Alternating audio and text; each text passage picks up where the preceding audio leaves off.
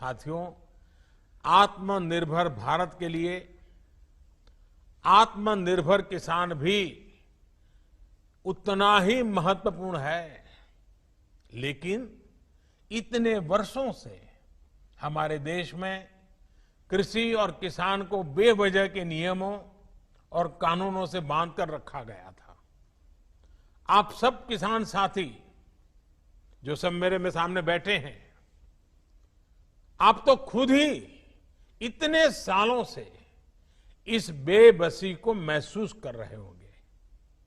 किसान अपनी फसल कहां बेच सकता है, अपनी फसल को स्टोर कर सकता है या नहीं कर सकता है, ये भी तय करने का अधिकार किसान को नहीं दिया गया था।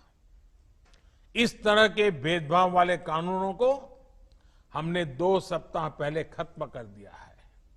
अब आप कहां फसल बेचेंगे, ये सरकार तय नहीं करेगी, बाबू लोग, अधिकारी लोग तय नहीं करेंगे, बल्कि आप, मेरा किसान खुद तय करेगा।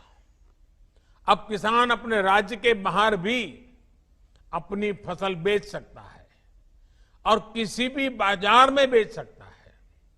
अब आप अपनी उपज का अच्छा दाम देने वाले व्यापारियों से, कंपनियों से सीधे जुड़ सकते हैं, उन्हें सीधे अपनी फसल बेच सकते हैं।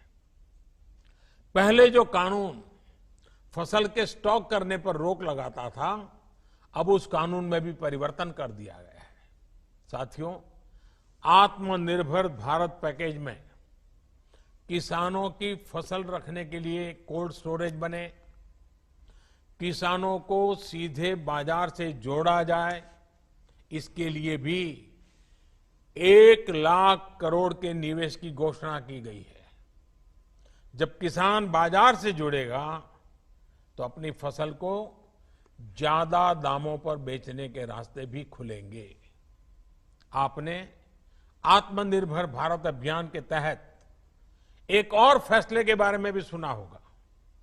आपके गांवों के पास, कस्बों और छोटे शहरों में स्थानीय उपज से अलग अलग उत्पाद बने, पैकिंग वाली चीजें बने, इसके लिए उद्योग समूह बनवाए जाएंगे। इसका बहुत बड़ा लाभ किसानों को होने जा रहा है। अब जैसे खगड़िया में मक्का की फसल कितनी अच्छी होती है, लेकिन अगर किसान मक्के के उत्पाद बनाने वाली कंपनियों से सीधा जुड़ जाए, खगड़िया की मक्का के लोकल प्रोडक्ट तैयार हो, तो कितना फायदा होगा।